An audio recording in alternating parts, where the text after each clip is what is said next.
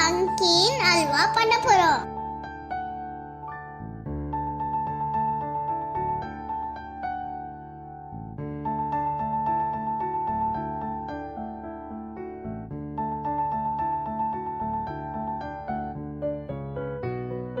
முந்திரிய எண்ணெயில வறுத்துக்குங்க.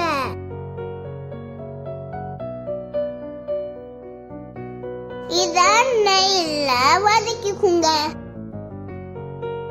பால் ஊத்திக்குங்க. இப்போ sugar add பண்ணிக்கலாம்.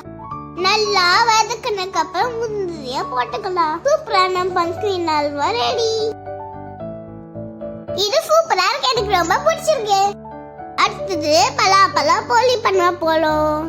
மைதா மாவுல உப்பு மஞ்சள் போட்டு நல்லா மிக்ஸ் பண்ணிக்குங்க.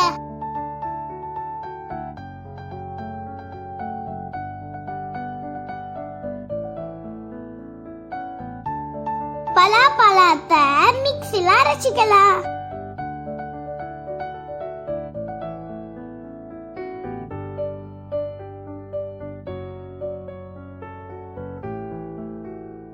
தேங்காய் வெல்லம் போட்டு நல்லா வதக்கிக்கலாம். பலாப்பழத்தையும் போட்டு நல்லா வதக்கிக்குங்க. போலிய தட்டி போட்டுக்குங்க.